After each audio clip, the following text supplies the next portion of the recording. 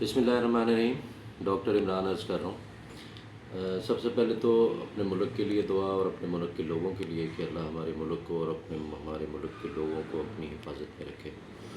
अच्छा जी, मैंने भी अपने उस्ताद मोहतरम डॉक्टर शहज़ाद बसरा के हुक्म के मुताबिक अपना नाश्ता काफ़ी इम्प्रूव किया है और उससे मुझे बेइंतहा बेनिफिट हुए। मेरा अपना वज़न उससे काफ़ी कम हुआ है।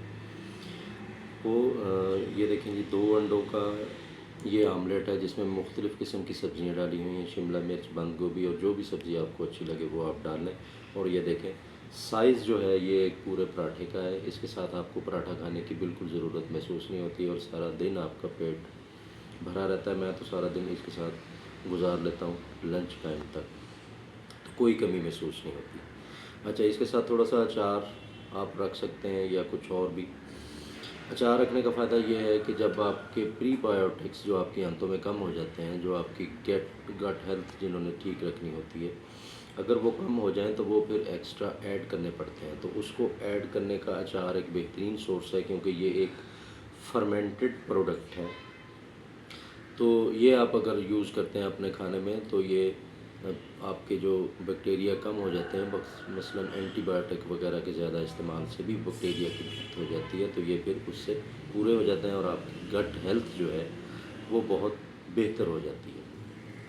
और दूसरा फ़ायदा इसका जो है वो मर्दों को है कि जिन मर्दों में एरेक्टाइल डिसफंक्शन, लो लिबिडो का इशू है, तो वो जब 2 एग डेली यूज़ करते हैं तो उनका एरेक्टाइल डिसफंक्शन और लो लिबिडो का इशू भी इससे नेचुरली रिज़ॉल्व हो जाता है। ठीक है? ये वाला जो पार्ट है, ये एक हिस्सा है। ये वाला नाश्ता आपका उस सूरत में इफ़ेक्टिव होगा अगर आपकी पूरी बॉडी जो है वो बिल्कुल ठीक फंक्शन कर रही है, उसमें कोई इशू नहीं है। मसलन ये वाला नाश्ता उन लोगों का वेट कम करेगा जिनका थायराइड का फंक्शन बिल्कुल प्रॉपर है, और जिनका थायराइड का फंक्शन डिस्टर्ब है या वो अगर हाइपोथायराइडिज्म का शिकार है तो ये वाला नाश्ता भी कर लें, उनका वज़न कम नहीं होगा। अगर इस वाले नाश्ते से आपका वज़न कम नहीं हो रहा तो फिर आपको चाहिए कि आप अपना थायराइड प्रोफाइल करवाएं, आप अपना TSH, T3, T4 चेक करवाएं कि कहीं उनकी वैल्यूज़ तो डिस्टर्ब नहीं।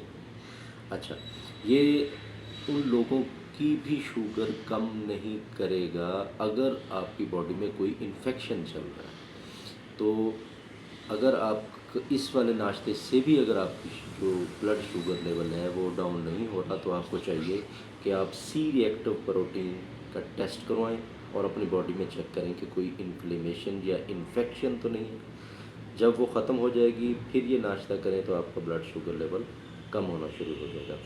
और तीसरी बात ये है कि अगर सब कुछ ठीक है, इसके बावजूद आपका ब्लड शुगर लेवल कम नहीं हो रहा तो फिर आप चेक करें कि आपको कोई स्ट्रेस तो नहीं है, क्योंकि जब आप स्ट्रेस की कंडीशन में होंगे तो शुगर बढ़ाने का सिस्टम आपके पेनक्रियाज के अल्फा सेल्स में ही लगा हुआ है। उन्होंने ग्लूकागान बना के आपके ब्लड में छोड़ना है और उस ग्लूकागान ने जहाँ भी आपका ग्लूकोज का स्टोरेज है उसको निकाल निकाल के शुगर को ग्लूकोज में कन्वर्ट करके आपके ब्लड में ले आना है और आपका ब्लड का लेवल कम नहीं होना, शुगर का लेवल आपका कम नहीं होना। इसलिए आप अपने स्ट्रेस को भी मैनेज करना सीखें ताकि आपका ब्लड शुगर लेवल कंट्रोल रह सके। खुश रहें, खुश रखें।